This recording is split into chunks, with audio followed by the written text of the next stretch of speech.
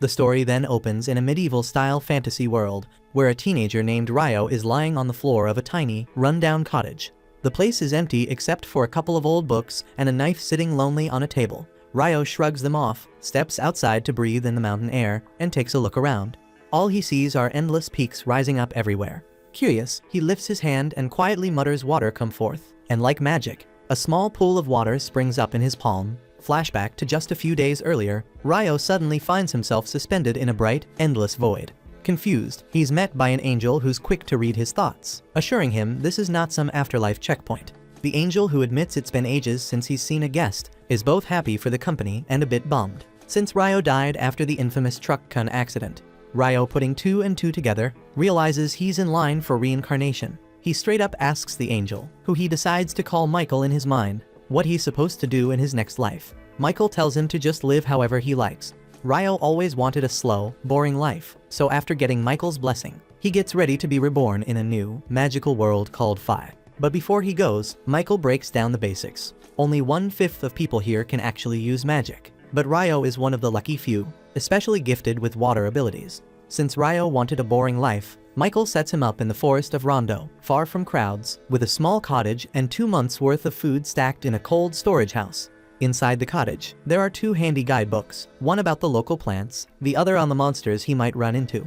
And when it comes to learning magic, Ryo remembers Michael's advice. All you need is imagination and practice. He's also safe from forest monsters for now, since Michael put up a barrier around the house. He then gives water magic another try, and with just a thought, he makes a perfect water ball appear in his hand. No chanting, just pure focus. And honestly, it's a pretty sweet setup for someone who just wanted to take it easy in another world. With a quick flick of his magic, Ryo then plugs up the bathtub with water. Honestly, it's a bit gross if you think about it, because the water technically comes straight from inside him. And to make things worse, it's freezing cold. Now he's got a new problem: how to heat it up. He tries the old school way, rubbing sticks together to spark a fire. But after multiple failed attempts, he just gives up and starts thinking if there's a magical shortcut. Remembering his chemistry classes from his past life, Ryo decides to separate hydrogen and oxygen from the water. But instead of making fire, the whole thing freezes up and turns into solid ice. Staring at the ice, Ryo has a light bulb moment. He uses the ice like a magnifying glass to focus sunlight, and with some luck, he manages to get a fire going. Finally, he gets the water nice and hot and takes a long, relaxing bath. While soaking, his mind starts to clear, and he suddenly realizes he could have just used magic to heat the water in the first place, by reversing the process he used to make ice. But he'll save that trick for next time, because for now, it's time to eat. During dinner, Ryo thinks about his limited food stash. He knows he'll need to start hunting soon, but the idea of going into the forest freaks him out. He's pretty sure that little knife Michael left him won't do much against monsters, so now he's got to unlock some offensive magic. The following morning, Ryo gets to work on his very first offensive spell, Water Ball. But the results are underwhelming. The attack does nothing to the tree he's aiming at. He tweaks the spell, making the ball thinner and sharper, almost like an arrow. After hours of trial and error, he finally manages to create a simple water jet. But even that can't scratch the tree. Not one to give up, Ryo spends the following day experimenting with ice magic instead. He carefully forms an ice crystal, but quickly learns that levitating ice is a lot tougher than water. Still, he keeps at it for hours and eventually figures out how to summon multiple ice crystals at once. But the only problem is that he still can't get them to actually launch at his target.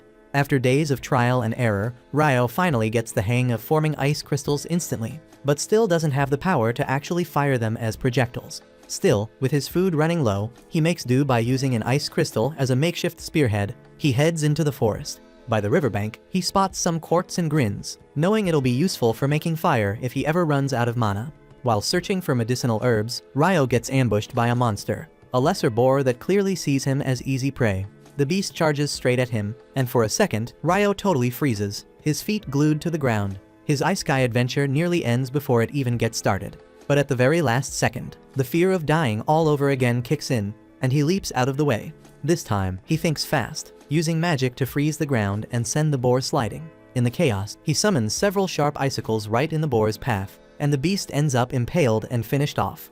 Desperate times really do bring out the best in him, because Ryo manages to pull off some clutch water magic right when he needs it. Not a bad effort, but he's still got a long way to go.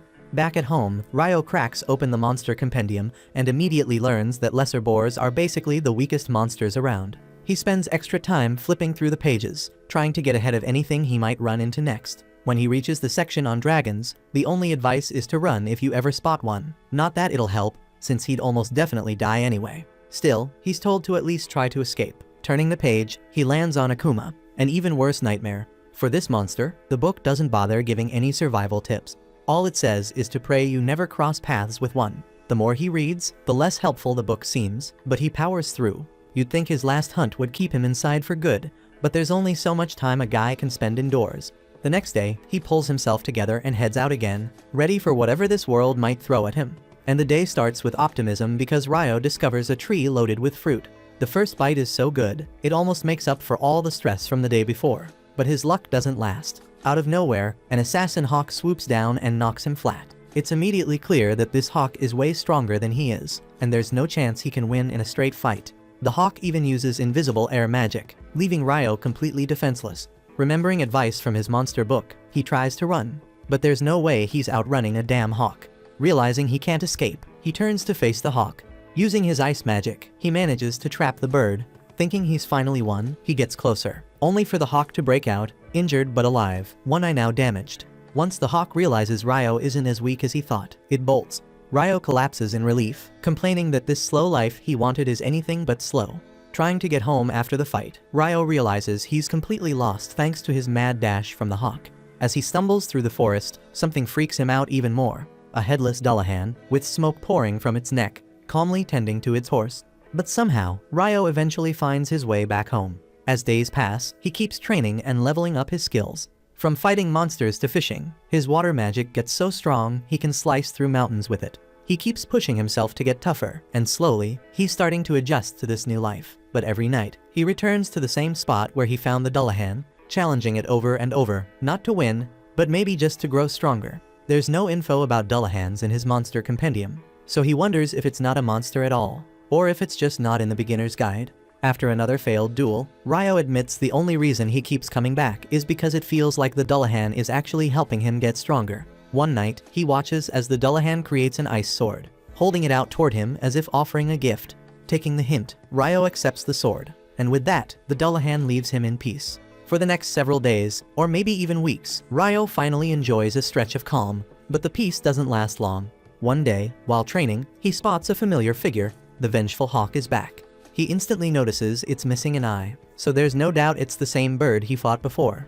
But now, it's turned completely black, and it looks much bigger than last time, which means it's evolved. The hawk charges at him, faster and stronger than ever. Ryo instantly calls up his 5-layer ice wall, but the hawk smashes through it like it's nothing, so he quickly summons a 10-layer ice wall, but the bird breaks that down too. Desperate, Ryo attacks with multiple ice crystals, but the hawk uses some kind of magic negation to wipe them out and closes in on him. Then suddenly Ryo senses something in the air, so he leaps aside. And at this moment, Ryo's stick gets reduced to ashes by a surprise lightning attack. So in the heat of the moment, he grabs the sword he got from the Dullahan and goes after the hawk. This time, the sword actually works. He lands a hit, forcing the hawk back, but it isn't done yet. The bird lunges at him again, and with a final thrust, Ryo pierces it with the blade, and the hawk collapses.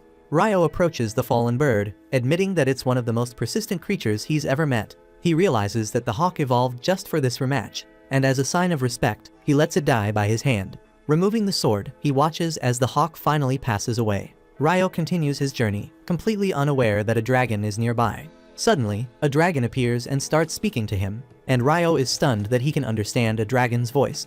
The dragon, glad to have his telepathy working again, asks Ryo if he's seen an evolved hawk. Ryo explains he just killed one. The dragon is surprised that a human could defeat it, so Ryo shows him the sword. Instantly, the dragon recognizes it as the sword of the Fairy King and asks what Ryo did to deserve it. But Ryo has no idea. With the dragon's curiosity satisfied, Ryo takes his turn asking questions.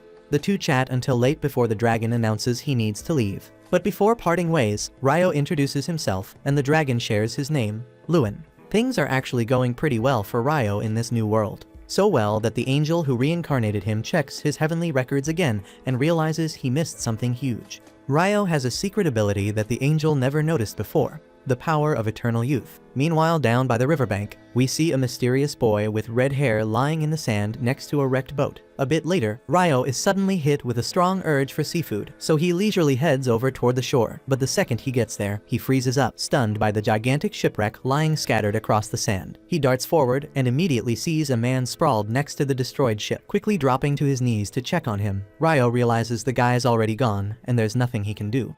But then he hears a faint groan nearby, and excitement floods through him because this is the first living human he's encountered since arriving in this world. The survivor named Abel recalls fragmented memories of a massive octopus-like monster attacking his ship during a violent storm, causing him to plunge into the sea. But when Abel wakes up, he's surprised as hell to find himself chilling in some stranger's house. Confused but grateful he's alive, he quickly bolts upright, panicking as he searches for other survivors. When Abel staggers outside, he's even more confused, realizing he has absolutely no clue where the hell he is. Just then, Ryo appears quietly behind him, startling Abel because despite being a seasoned warrior, he couldn't sense Ryo's presence at all, and he is also equally stunned by Ryo's bizarre fashion sense, though he decides to politely avoid mentioning it for now. Instead, he introduces himself properly and thanks Ryo for saving him. Ryo awkwardly replies that Abel was the only guy still breathing, and the rest were already fish food when he got there. Abel quickly assures him not to stress about it, casually revealing those guys were just sketchy smugglers anyway. But before he can say more, his stomach interrupts him with a loud growl. Laughing awkwardly, Ryo suggests they continue the chat over some food. Abel follows him inside, but nosy-ass Abel immediately brings up Ryo's bizarre clothing. Ryo explains that he simply has no other clothing and lacks materials to craft new ones, so Abel casually advises him to just buy some, but immediately feels awkward, thinking Ryo might be too poor to afford new clothes. But Ryo quickly eases Abel's guilt trip by explaining he's literally the only human living in this godforsaken place, so there's nobody to sell him clothes anyway. Abel then gets curious, asking if Ryo hunts to get his grub. Ryo casually nods yes, and Abel curiously asks if he uses that dinky little knife he's got. With a smirk, Ryo demonstrates his impressive water magic, mentioning that magic is his primary method for hunting. Abel is astonished, revealing that only about half the world's population can use magic, and he himself unfortunately belongs to the half that can't. This surprises Ryo because the angel had told him that just 20% of people possess magical abilities. Afterward, Abel requests that Ryo take him down to the shore, as there's something important he needs to verify. On their way down to the beach, Abel suddenly tries to act all heroic, telling Ryo to stay behind him if they encounter any danger. Ryo calmly replies that it's not necessary, but Abel insists, clearly not wanting to feel like some helpless damsel in distress. Ryo allows him to do as he wishes, and soon they reach the wrecked ship, but all the bodies have mysteriously vanished. Abel figures either the monsters or the sea already took care of them, then awkwardly thanks Ryo again, knowing his ass would have met the same fate without him. Abel grumbles a bit, mentioning that he couldn't find whatever the hell he was looking for, and says that right now his priority is meeting back up with his crew. Problem is, the storm knocked his ship far south to God knows where, leaving him completely unsure about which way to go next. Then Abel suddenly perks up, turning to Ryo and casually asking if he'd like to tag along. Ryo is surprised by the sudden invitation, and Abel quickly explains that he could use Ryo's help to find his way back, and in return, Abel could hook Ryo up with a decent job in the city, one where he might not have to dress like Mockley anymore. After thinking it through, Ryo eventually agrees to guide Abel back. Later that evening, Ryo stands quietly looking at the garden he's painstakingly grown, feeling a strange pang of sadness at the thought of leaving all his hard work behind. That night, he tells Abel he's heading out to say goodbye to someone important. Abel raises an eyebrow, obviously curious who the hell Ryo could be meeting in the middle of nowhere, but decides not to pry, probably sensing it's none of his damn business. Afterward, Ryo walks over to the lake to find the headless knight, standing by the quiet waters. He announces he's leaving the forest for a long time. He thanks the knight for all the training, then dramatically whips out his knife, promising to go all out one last time. Without a word, obviously since the dude has no head, the knight draws his sword, ready to throw down. Ryo charges in hard, delivering blow after blow like he's in the final scene of some epic anime fight, driving the knight backward relentlessly. Eventually, Ryo exhausts himself, panting heavily as the knight silently retreats into the lake again. Catching his breath, Ryo offers one final heartfelt thank you. But of course the knight keeps silent. Just as Ryo's about to leave, the knight unexpectedly turns around and magically summons a badass armored suit straight out of the water, apparently his parting gift. Ryo gets embarrassingly sentimental at the gesture, choking out another thank you before heading back home. The following day, Ryo and Abel gear up to set out on their journey. As they get ready, Ryo finds himself surprisingly nostalgic about leaving the isolated place he's called home for so long. long. Soon after, they encounter a wild boar in the forest, and Abel quickly asks Ryo to leave it to him. He rushes toward the boar with his sword drawn, swiftly unleashing a combat skill that instantly turns the poor animal into a shish kebab. Amazed, Ryo asks what exactly combat skills are, and Abel explains that they're special techniques used by those who fight using weapons. That night, they camp inside a large hollow tree, and the next morning they continue their journey through the forest. As they approach a swamp, they spot several lizardmen roaming around. Abel decides it's best to avoid them and suggests changing their route, since lizardmen can be quite strong opponents. But even after they shift their path, Ryo senses the creatures still pursuing them from behind. Abel immediately prepares to fight, but Ryo warns him that there are too many enemies this time, insisting he'll use his magic as well. Abel doubts Ryo can fight without his staff, but he's left stunned when Ryo instantly blasts 4 lizardmen at once with icicle lances. After the battle ends, Abel questions Ryo about the spell he just cast. Ryo casually replies that it was just a regular icicle lance, but Abel insists his wind mage friends are limited to casting only 1 attack at a time, while Ryo effortlessly summoned 4 icicles simultaneously. Ryo shrugs it off, suggesting maybe it's just a limitation of wind magic, because it's totally normal for water magic. Abel decides not to dwell on it too much, suggesting they continue their journey. But before moving forward, Ryo creates 2 ice glasses and magically fills them with water. Abel notices Ryo used a different incantation this time, but Ryo quickly covers it up by saying that he must have misheard him earlier. As they keep traveling, Abel hands Ryo a coin, and Ryo excitedly claims this is the first time he's ever seen actual money. Abel is speechless, as he always assumed Ryo was poor, but never imagined he was that poor. He then begins explaining to Ryo about the 3 major nations within the central provinces: the Kingdom of Nightly, the Debuhi Empire, and the Handelu Federation. Ryo immediately starts roasting the Debuhi Empire just because he finds its name ridiculous, and while he continues joking about the empire's absurd name, they reach a wide clearing. But just then, a rock near them moves on its own, startling both of them. So Abel quickly draws his sword and slices it neatly in half, and Ryo swiftly conjures a water barrier to deflect the barrage of flying stones. Abel realizes with dread they've accidentally wandered into a nest of rock golems. Confused, Ryo wonders aloud if golems aren't supposed to be more humanoid shaped, but Abel decides they've got bigger problems to handle first. Charging forward, Abel punches a hole straight through the nearest golem, but to his surprise, the golem instantly regenerates, returning fire immediately. Abel swiftly retreats, grimacing, and warns Ryo that conventional attacks won't do much against these things. However, Ryo suddenly gets a clever idea. Summoning a massive block of ice midair, he casually drops it right on top of the golems, crushing them flat. Abel's jaw nearly hits the ground in shock, having never witnessed such a ridiculously effective spell before. Ryo, thoroughly pleased with himself, repeats the ice block maneuver a few more times, effortlessly clearing out the rest of the golems. After the dust settles, they find one particularly special rock golem, embedded with a large magic stone, and Abel excitedly notes that such a stone would fetch a great price. Ryo wistfully says he'd love to grab the magic stones from the other golems too, but sighs dramatically, admitting he's either too lazy or honestly too clueless to melt all that ice again. Continuing their journey, they soon stumble upon an enormous crocodile hippo creature sprawled out before them. Abel gasps in awe, calling it a behemoth, a ridiculously rare and powerful monster he's only heard legends about. Ryo eagerly asks if they should hunt it,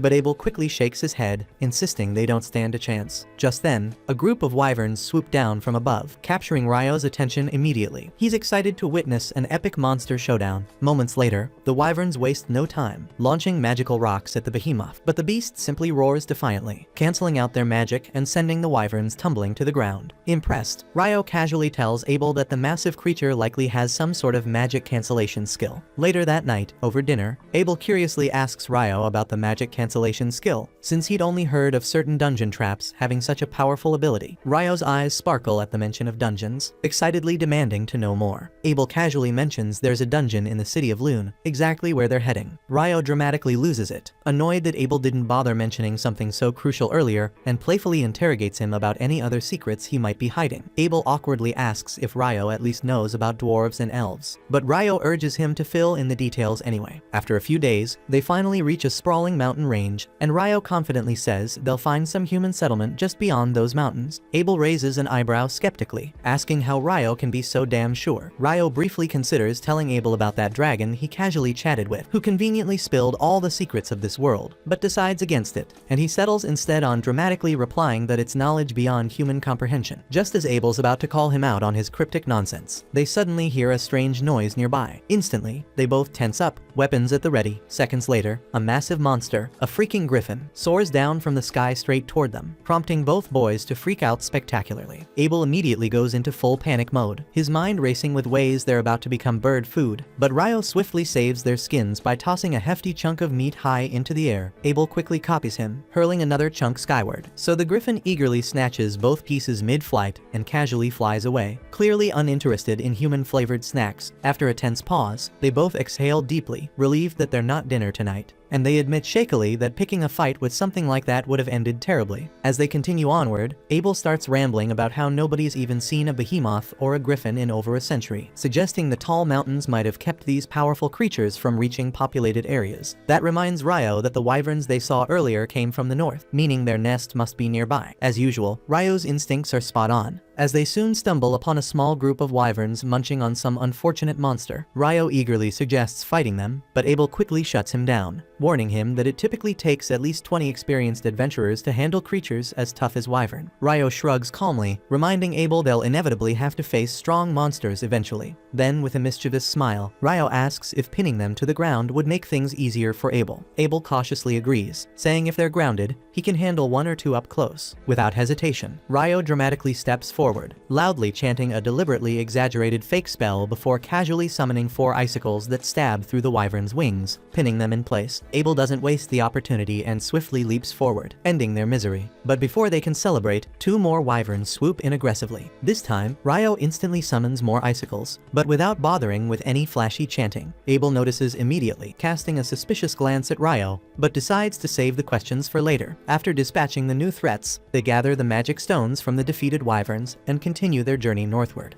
Before long, the pair manages to cross through the mountains, stepping out into the serene landscape of the green hills. Abel can't help but marvel at their accomplishment. Not just defeating the wyverns, but also collecting a hefty stash of magic stones, which once they reach the Empire, will earn them a decent fortune. This suddenly makes Ryo curious, and he asks exactly which country they're heading towards, hoping it's literally anywhere but the Debuhi Empire. Abel reassures him, saying that the Debuhi Empire is actually farther north, and Ryo lets out a relieved sigh. Seeing Ryo react like that, Abel gets confused and asks if he's got some kind of personal beef with the Empire. Ryo says he doesn't have anything against its people, but he finds the name Debuhi so painfully cringe that he'd rather just avoid it altogether.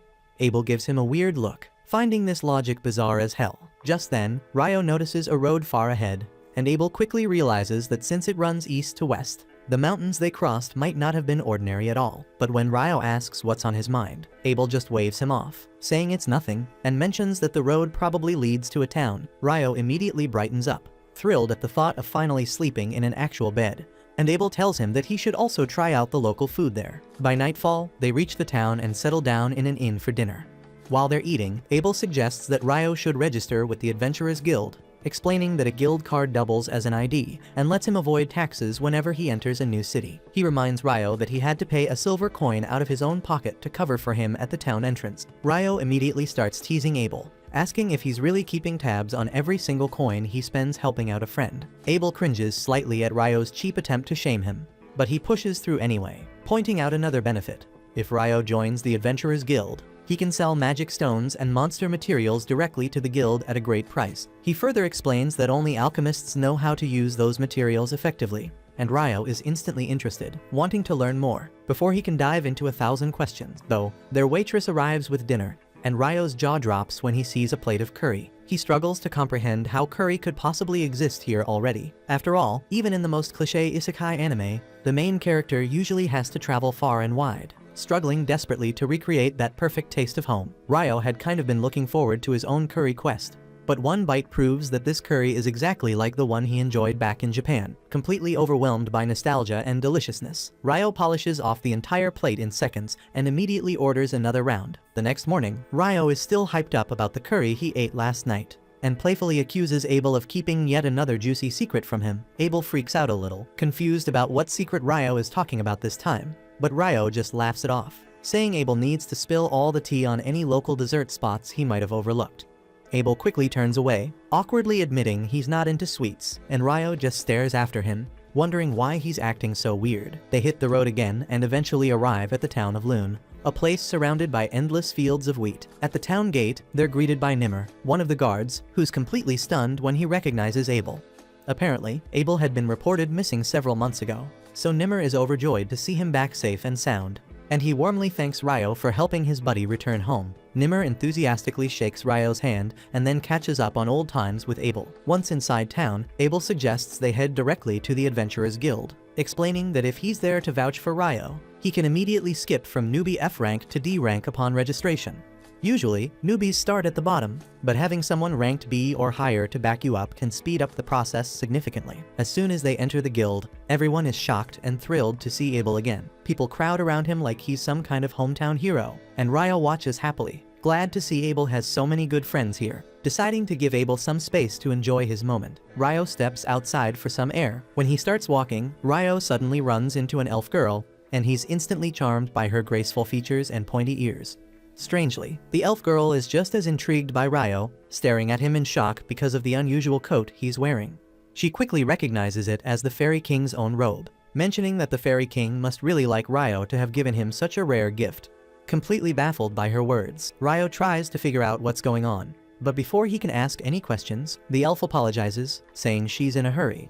She adds that she hopes they'll meet again soon, and then hurries off. Ryo stands there completely bewildered, still trying to process what just happened. When Abel comes outside looking for him, Abel drags him back inside the guild, introducing Ryo to all his friends as the guy who saved his life. Everyone starts thanking Ryo, showering him with praise and appreciation, and he decides that getting all this positive attention feels pretty damn good. Thereafter, Abel takes Ryo straight up to the reception desk, confidently telling the receptionist that he wants Ryo to be registered as a D-rank adventurer based on his recommendation. The receptionist is visibly stunned, pointing out that Abel and his team have never endorsed anyone before. Abel simply smiles, explaining that Ryo is an exceptional case. The receptionist politely insists that Ryo still needs to pass a strength evaluation before officially ranking up, so Abel asks to speak directly with Guildmaster Hugh about it. She tells them to wait for a bit, and shortly afterward, Hugh bursts into the room dramatically, overjoyed after hearing Abel is back. Abel introduces Ryo to the Guildmaster, requesting that Ryo be given the rank-up test. Hugh mentions they'll need proof of Ryo's strength for that, and Abel casually replies that Ryo is even stronger than himself. Leaving the Guildmaster in total disbelief, Abel quickly backs up his claim by pulling out all the magic stones they'd gathered from the wyverns, and Hugh instantly freaks out. He exclaims that the sheer quantity of stones indicates they've taken down enough wyverns to threaten an entire country. Abel calmly reassures him that there's no danger of an attack since they hunted the wyverns south of the Malefic Mountains. Curious, Ryo wonders if the name Malefic Mountains has some special meaning, prompting Hugh to explain that no one in recorded history has safely crossed them. Hugh emphasizes that the mountains are so notoriously dangerous,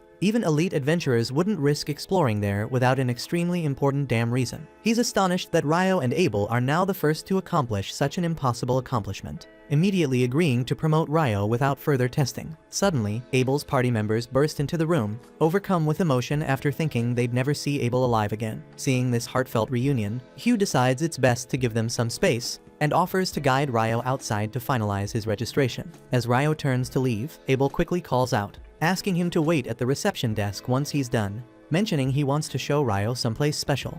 Thereafter, Hugh leads Ryo towards his office, explaining that Abel's group, known as the Crimson Sword, is among the strongest and most respected adventurer parties in town. Ryo doesn't find that surprising at all, though he's still unsure if he truly deserves the jump straight to D rank. Seeing this, Hugh reassures him by saying that while Abel is indeed strong, defeating even a single wyvern alone is beyond his abilities, which makes it clear to him that Ryo played a major role in taking down the wyverns. Just then, the receptionist walks into the office carrying the equipment needed for Ryo's formal registration. Hugh excuses himself immediately, saying he has piles of paperwork waiting, leaving Ryo in her hands. The receptionist cheerfully introduces herself as Nina, then begins asking Ryo the standard registration questions. She explains that he can use the guild lodgings for up to 300 days from registration, after which he'll have to find a place of his own.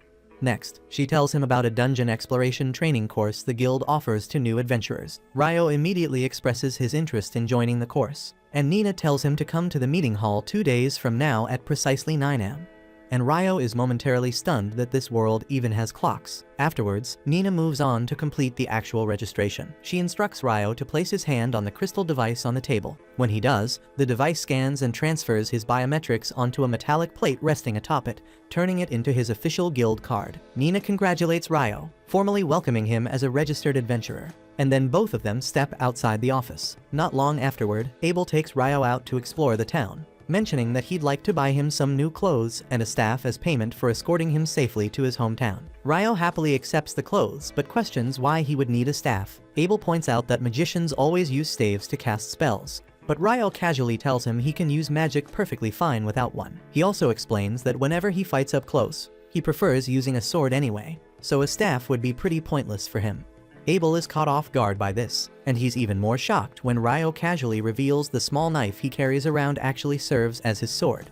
Setting all that aside, Ryo mentions that more than equipment, what he really needs right now is some solid information about how things work in this world. Shortly after that, Ryo learns that this world uses the exact same measurement of time as Earth: hours, days, weeks, months, and even the metric system.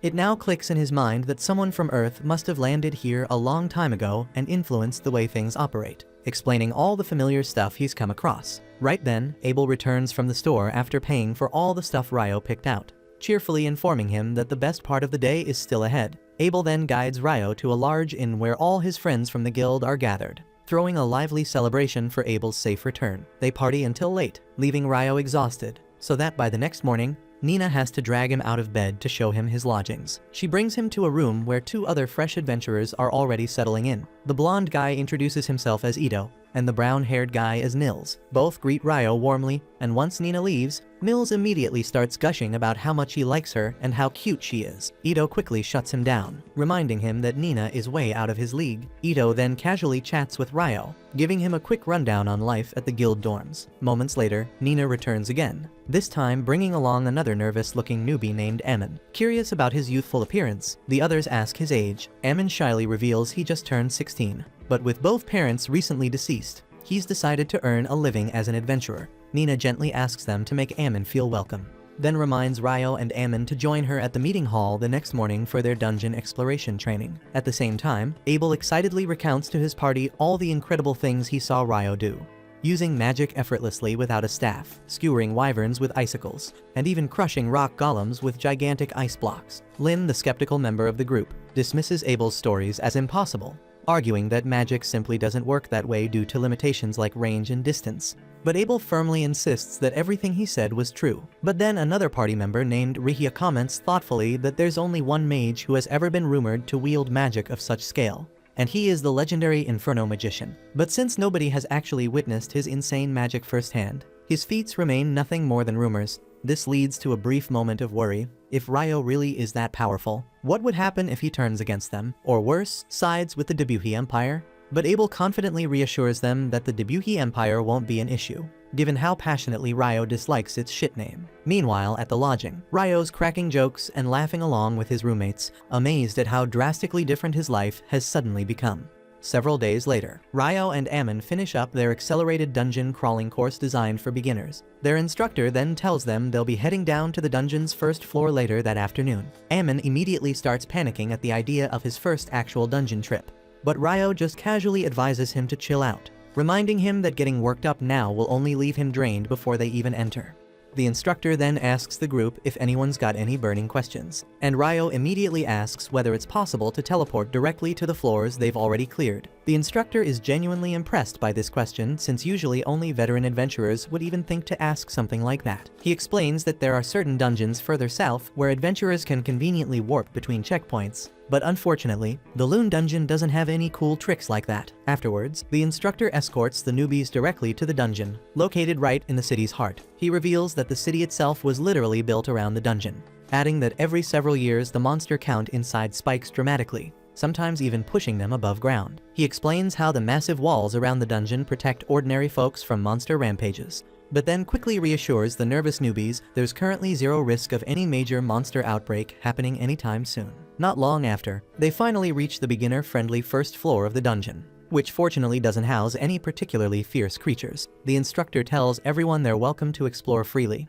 but insists they stick close to the entrance. Ryo pairs up with Amon, and almost immediately Ryo senses something approaching. He tells Amon to ready himself for a strike, while he handles immobilizing their enemy, and Amon anxiously pulls out his sword. Moments later, a monster ant shows up, and Ryo instantly recognizes it from his monster textbook as a soldier ant. He instructs Amon to aim right at its neck, while he pins it down using ice spears. Ryo flawlessly locks the monster to the ground, letting Amon cleanly slice its head off, earning himself his first kill. Amon is totally hyped about this victory, and Ryo quickly retrieves the ant's magic stone as proof of their first successful hunt together. Later that evening, they're eating dinner alongside their roommates who insist on celebrating their first successful dungeon raid. The roommates are genuinely impressed that the pair managed to defeat a soldier ant on their first trip, but Amon modestly insists he only finished off the ant after Ryo had it firmly restrained. He excitedly mentions that he can't wait to return to the dungeon tomorrow. Although he's admittedly nervous about trying to go solo, Ryo volunteers to tag along since he's also eager to explore the dungeon to the 3rd floor, because he finds it suspicious as hell that they encountered a stronger monster from a deeper level wandering around on the 1st floor. After all, the instructor made that sound unusual. Ito chimes in, mentioning he's heard recent rumors of soldier ants appearing even up near the 1st and 2nd floors, and none of the boys can figure out why the heck that's happening. At that moment, Abel walks in casually and explains it's because soldier ants can tunnel their way upward. Nils and Ito absolutely lose their shit when they realize the town's most badass adventurer just showed up in front of them. Ryo, as always, casually greets his friend without giving a damn about his celebrity status, prompting Abel to jokingly ask the guys to keep an eye on Ryo since he completely lacks common sense. Nils immediately jumps up, saluting Abel excitedly and declaring that he's his biggest fan. He passionately announces his dream of becoming a legendary adventurer just like Abel one day, asking eagerly if he could shake his golden hand. Abel happily grants him the handshake, gently advising Nils to chase his dream, but never forget that survival always comes first. Ryo then bluntly asks Abel what he's doing hanging around here this late, and Abel replies that he just returned from his latest mission. Before he can say anything else, Abel's party suddenly storms in. The girls are clearly pissed that Abel came here instead of heading straight to the guildmaster for a mission report. Abel quickly tries explaining he was merely helping out some newbie adventurers who needed his advice, but Lynn isn't having any of it and immediately tells Warren to haul him away. Warren lifts Abel onto his back effortlessly as Abel starts whining like a toddler. Meanwhile, Lynn suddenly stares daggers at Ryo with obvious jealousy. Ryo awkwardly asks her what the hell she wants, causing the priestess Rihia to quickly snap Lynn out of her daze and apologize to Ryo for their rude interruption. As the group leaves, Ito and Nils fanboy uncontrollably over them, but Ryo genuinely can't comprehend what's so damn impressive about that crew of clowns. At the same time, Rihia gently scolds Lynn for openly glaring at Ryo, but Lynn insists she was just curious because Abel keeps bragging non-stop about Ryo's magic. Rihia admits she's also curious to see Ryo's true abilities, but Abel reassures them they'll get to witness it firsthand soon enough. The following day, Ryo and Amon return to the dungeon, this time encountering a pack of monster dogs. Ryo once again pins the beasts down effortlessly with his ice spears, while Amon impressively displays his sword skills by taking out a couple of the monsters himself. Afterwards, during a brief break, Ryo comments that Amon's swordsmanship reminds him strangely of Abel's style. Amon clarifies that his sword instructor was some old geezer named Kiro, who learned swordsmanship from a prestigious academy back in the capital. So Ryo immediately assumes Abel must have trained under the same academy and sees genuine potential in Amon, believing he could grow into an incredibly powerful swordsman one day. Amon is impressed that Ryo knows so much about swordsmanship despite being primarily a mage. Ryo casually explains that he trained under a mentor for a bit, but ultimately came up with his own fighting style. He then comments that Amon's current form seems pretty taxing physically, though it's also super reliable, and suggests he just needs to boost his endurance. Ryo mentions that Abel always used to wake up at the crack of dawn to practice his sword forms during their travels, highlighting that even naturally gifted people have to bust their asses training. Amon feels pumped up hearing that, and swears he'll put in extra effort to become stronger, which pleases Ryo. The following morning, Ryo drops by the library and is taken aback by how freaking massive it is. He asks the librarian to point him to the alchemy books, and she leads him to shelves filled with beginner manuals. The sheer number of choices overwhelms him, so Ryo decides he needs some air to clear his mind. But just as he does, everything goes pitch black as a full-on solar eclipse darkens the entire city, and he gawks in amazement at the sky. Barely a moment later, he realizes something weird as hell just happened. Everyone around him is suddenly gone, leaving him totally alone in an eerie, unsettling atmosphere. Right then, he feels something dangerous coming at him from behind. Instinctively, he spins around, summoning a thick ice barrier just in time to deflect an incredibly powerful blast of fire. Shocked, he wonders who the hell just tried to roast his ass, and then spots a terrifyingly hot demon lady strolling towards him like she stepped straight out of a Hollywood action movie. She smirks, amused to find a random human trapped in her domain, clearly looking forward to messing him up. Ryo instantly recognizes that he's dealing with an actual demon now, and he's absolutely certain she's by far the strongest opponent he's encountered since arriving in this world. He considers fleeing for a second, but realizes there's no freaking way he'll escape from this bizarre dimension, no matter how hard he tries. Gritting his teeth, he decides his only option is to fight. Without hesitation, he summons a bunch of ice barriers around himself just before the demon woman unleashes another hellish wave of flames. His shields manage to hold back the intense blaze, but the demon suddenly switches tactics, firing an invisible bullet of wind that effortlessly punches through Ryo's ice walls, only to bounce harmlessly off his robe. The hot demon can't believe her eyes, baffled at how some human-made robe could stop her attack. But on a closer look, she realizes Ryo's cloak is actually the Fairy King's robe.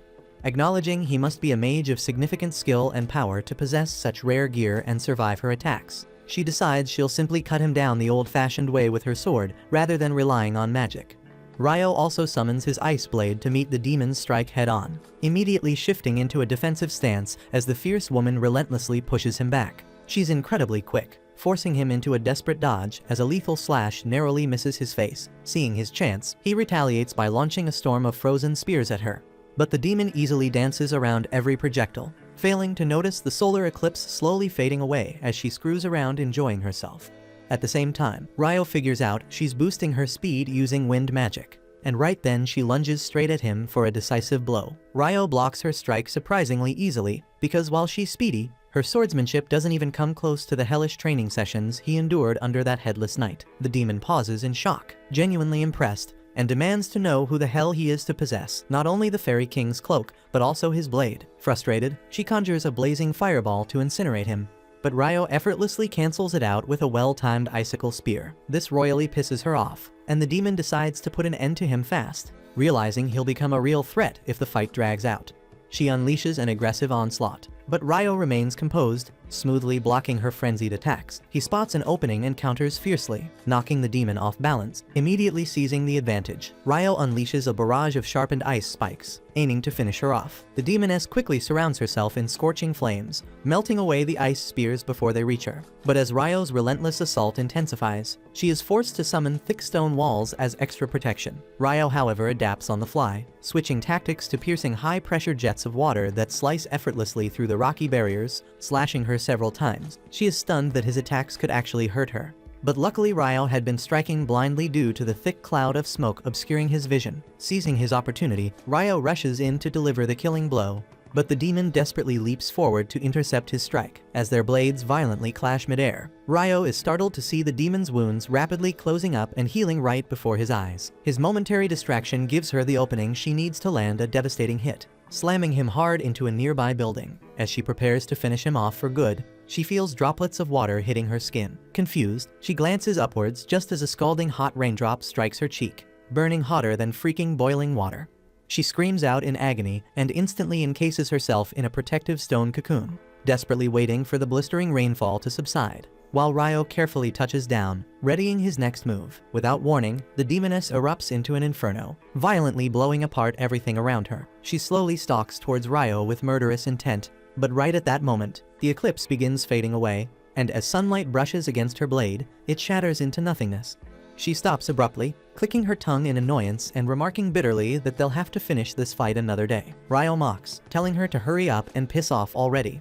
Surprisingly unfazed by his attitude, the demon introduces herself as Leonore and casually asks for his name. He reluctantly responds with Ryo, though he makes it obvious he doesn't give a damn about exchanging any more pleasantries with a demon. Leonore is intrigued by the fact Ryo clearly knows what she is, making her regret screwing around earlier instead of killing him outright. She tells him that someday they'll have their rematch, though it's possible another demon might cross his path first. She warns him not to die to some weakling, because when they meet again, she'll have grown far stronger, and next time, she won't hesitate to finish his ass off. Ryo feels a chill down his spine at that thought, but just then, the eclipse completely disappears, and in an instant reality returns to normal, leaving no sign of their chaotic battle. Feeling shaken, Ryo decides it's best to just buy his books quickly and get some rest. He heads straight to the bank, cashing in on the hefty stack of coins he earned from selling all those wyvern magic stones. Afterwards, he swings by the dorm hoping to check in with his roommates. But when he realizes they're not around, he's just about to leave when he spots them being cornered and harassed by a group of douchebag adventurers. Nils and Ito are cursing the leader,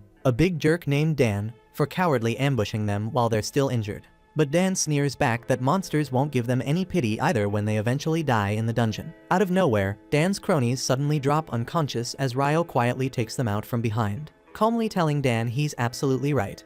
But maybe he should take his own advice sometimes, he casually taunts Dan, asking if he's planning to run now that his buddies have taken a dirt nap. Enraged, Dan blindly charges Ryo, only for him to effortlessly sidestep and smash his sword handle directly into Dan's gut, forcing the bully to puke out what's left of his breakfast. Ryo quickly shifts his attention to healing his injured friends, scolding them lightly about needing to toughen up so no weak-ass punks can catch them off guard again. Still, he decides that right now they all deserve a good break. Together, they hit up the public baths, where Ito, their resident priest, heals the nasty wound left by Leonore's wind bullet. As everyone sits soaking in the water, curiosity gets the best of them, and they start bombarding Ryo with questions about who the hell could possibly hurt someone as strong as him. Ryo considers mentioning the demon briefly, but quickly decides against it, because for now relaxation is the priority, and everything else can wait. The following morning, Nils, Ito, and Ammon venture into the dungeon together. As Nils and Ammon tackle the goblins directly, Ito hangs behind, offering support and healing whenever either of them takes a hit. While Nils gathers magic stones from the fallen goblins, Ito patches up Ammon, anxiously remarking on how surprisingly tough and dangerous these goblins actually are.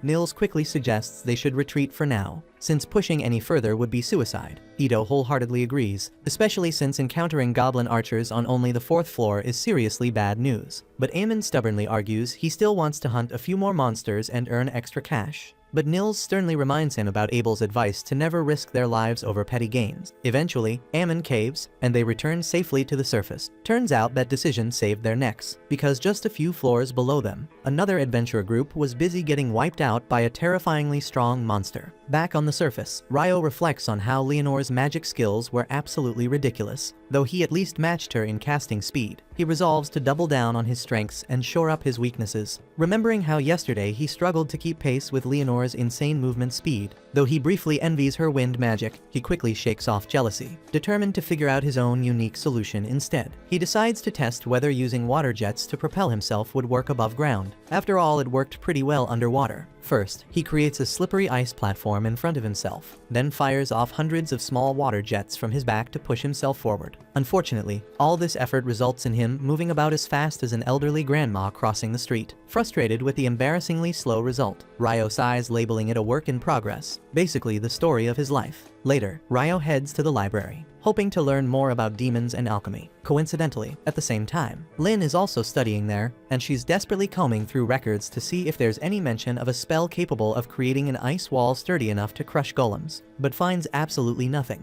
Lynn smugly concludes that Ryo must be some kind of scam artist tricking Abel, reassuring herself that only the greatest wizard on the continent could pull off magic that powerful. Satisfied with her theory, she puts the book back on the shelf, just as she spots the elf girl Sarah. The two exchange casual greetings and briefly chat before Sarah remembers she's supposed to meet up with someone, so she has to leave. Meanwhile, Ammon and the crew return to the guild, and Nils immediately starts stuttering like an absolute simp when he sees Nina. Ito quickly bonks him on the head, snapping him out of it, and calmly informs Nina they've discovered goblin archers roaming around on the 5th floor, a completely unheard of situation, so they returned immediately to report this alarming news. Nina carefully examines the magic stones as proof, instantly confirming their authenticity, and urgently thanks the group before rushing off to alert the guildmaster. Guildmaster Hugh is not happy at all when he learns about goblins appearing on the 5th floor, because those little bastards should only show up deeper than the 10th. He grimly senses this could hint at something far worse brewing underground and instructs Nina to immediately summon every B rank or higher adventuring party available. Nina hesitantly informs him that right now only 2 top-level groups are still in town, Abel's Crimson Sword and the White Brigade, Soon after, Abel and his teammates make their way to Hugh's office, with Abel visibly irritated at the prospect of working alongside the White Brigade, mostly because he can't stand their leader. The girls in his party bluntly tell him to stop whining like a little wimp, and Abel grudgingly pulls himself together before entering. Unfortunately, the leader of the White Brigade, Phelps, is already inside waiting, and Abel struggles immensely not to show his annoyance. Once everyone takes their seats, Hugh explains the serious situation. Goblins have been found on the 5th floor, and the report is completely reliable. Both Crimson Sword and White Brigade must immediately enter the dungeon and thoroughly investigate for any further signs of a potential monster outbreak. Hugh mentions grimly that the last outbreak was 10 years ago, and although it's too soon, he can't rule out the possibility of another one happening now. He offers each team an advance payment of 100 gold coins, with an additional 200 coins promised after successfully completing the mission. Abel then asks for clarification on whether they're only supposed to investigate. Hugh confirms that investigation is their sole mission, prompting Phelps to question what they're expected to do if they discover an outbreak has already begun. Hugh firmly replies that if an outbreak is indeed underway, they should retreat immediately and report back. The guild will then lock down the dungeon walls and coordinate with the knights to eliminate the threat. He also notes he's already alerted both the local lord and the knights' headquarters to ensure maximum preparedness. Finally, Hugh asks both parties if they accept the mission, and without hesitation they agree. The following morning, Ryo is already up and fully prepared to head out to the Northern Library by the time his roommates start waking up. He explains he's planning to dive deeper into alchemy, mentioning he's heard the Northern Library carries books on more advanced topics. Ito confirms he's heard correctly, adding that adventurers ranked D and above have full access to that library. Ammon excitedly chimes in, mentioning rumors he's heard about forbidden books hidden inside the Northern Library as well. Ryo's eyes light up immediately, but Ito quickly bursts his bubble by clarifying that only adventurers ranked B or higher are allowed to even touch those books. The boys then wish him luck on his quest for knowledge as they prepare themselves for another dungeon dive. Ryo soon reaches the Northern Library and instantly vibes with the calm, scholarly atmosphere. He eagerly begins browsing around for the books he needs, though he realizes asking anyone directly about books on demons would probably cause a scene. However, just as he's climbing the stairs to the 1st floor, he spots the elf girl Sarah standing there, and he's instantly smitten. Meanwhile, Guildmaster Hugh and the 2 high-ranked adventurer parties arrive at the dungeon gates. Right as they're about to open the massive doors, Abel suddenly stops Hugh, sensing something horribly wrong. Trusting his gut instinct, he orders Lynn to quickly use her wind magic to scan the 1st floor for threats. Lynn's face immediately pales because she discovers hundreds of monsters lying in ambush right behind the gate. Panic spreads instantly among the group, confirming beyond any doubt that the great monster outbreak has already begun. Hugh urgently commands everyone to fall back and alert both the knights and the guild. Back at the guild, Nils and the others notice the sudden closure notice posted on the dungeon doors, assuming it must be because of the goblin archers they reported. But just then, a frantic messenger bursts into the guild, loudly announcing that a massive monster outbreak has begun. Every available adventurer must immediately rush to man the walls surrounding the dungeon and fend off the monsters. Meanwhile, Ryo and Sarah have been awkwardly staring at each other throughout this entire chaos, until Sarah finally breaks the silence by saying softly that it seems they meet again. They introduce themselves formally, and Sarah gently asks Ryo if he's searching for anything specific. Ryo almost blurts out he's researching demons, but quickly catches himself, nervously claiming he's interested in alchemy, specifically creating golems. Sarah is clearly impressed by his ambitious goal, remarking how difficult crafting golems actually is, though she informs him regretfully that the library doesn't have books exclusively on that topic. Yet with a friendly smile, Sarah asked him to follow her anyway, because she knew this library like the back of her hand, and could guide him toward books that would be helpful. They start chatting casually about books and adventures as they walk, and Sarah reveals that she's actually the sole member of a B-rank adventuring party called Win. Ryo mentions hearing from a friend that there was only one elf living in the city, and Sarah smiles softly, explaining that elves typically don't mingle with humans, but she's always been a bit of a weirdo. Meanwhile, at the dungeon gates, all the adventurers in the city have gathered along the walls, preparing themselves for battle. Suddenly, the monsters smash through the heavy gate, and Guildmaster Hugh immediately shouts orders, commanding everyone to unleash arrows and magic on the charging goblin horde. A fierce battle erupts, and soon the knights arrive to reinforce the adventurers, quickly stabilizing the situation. But Hugh can't shake a nagging worry because there seem to be far more monsters than during the last outbreak 10 years ago. Elsewhere on the battlefield, Abel's party is running dangerously low on arrows. Just then, Nils rushes up, carrying a large barrel full of arrows, urgently delivering a message from Hugh. Abel's group must face the dungeon's boss monster once the goblin mobs have been dealt with. Soon enough, the majority of goblins lie defeated, and Hugh quickly gives Abel and Phelps the signal to lead their parties into the final battle. They leap down from the walls, Lynn swiftly using wind magic to soften their landing. Charging forward, they effortlessly dispatch the remaining goblins and position themselves at the dungeon entrance, waiting anxiously for the boss. Moments later, a goblin general emerges from the shadows, and everyone thinks it's finally nearing the end. But their confidence quickly shatters as 2 more goblin generals step out right behind him. Abel instantly realizes they're actually dealing with a goblin king. He urgently explains they must take down the generals immediately, otherwise they'll get significantly stronger once the king arrives. Abel swiftly assigns targets. He and Phelps will handle 1 general each, while Lynn and Rihia team up against the third. The intense fight against the goblin generals begins. Abel manages to sever his enemy's arms, but just as he's about to finish him off, he spots the massive figure of the Goblin King emerging at the dungeon entrance. Instinctively, Abel yells desperately for everyone to get down. An instant later, a terrifyingly powerful wind slash erupts from the dungeon, instantly cutting down all 3 goblin generals in a single blow. Everyone stares in shock and dread at the Goblin King's ruthless display of power, but Abel and Phelps know they're the only ones capable of taking this monster down. They immediately team up to launch a joint assault against the Goblin King, but their weapons fail miserably against his thick armor. Thinking fast, Abel dashes directly towards the Goblin King, activating his ghost-like skill to phase through the king's devastating attack. Closing in rapidly, he uses his combat technique to pierce through the king's chest armor, striking his heart, but the hit isn't enough to finish him off completely. As the Goblin King prepares to counterattack, Abel quickly signals Lynn to finish it, phasing out of the way just as Lynn unleashes her wind spears. The magical attack passes harmlessly through Abel's ghostly form and crashes into the Goblin King, finally killing him. The adventurers breathe a collective sigh of relief, believing they've finally won. But none of them realizes this nightmare is far from over, as something even more sinister lurks deeper within the freaking dungeon. Later, the whole group heads back to the guild to celebrate their success, and by the time Ryo wanders in, he's completely clueless as to why the place is so lively. While the adventurers get to enjoy the celebrations, the guildmaster is buried in work. He's swamped with reports that need to be filed about the great monster's outbreak, as well as all the payment requests that have to be processed for the adventurers who risk their necks dealing with it. And that's not all. Sooner or later, researchers from the royal capital are bound to arrive. They will want to gather detailed data and first-hand accounts of the outbreak, which means the guildmaster will have to deal with them as well.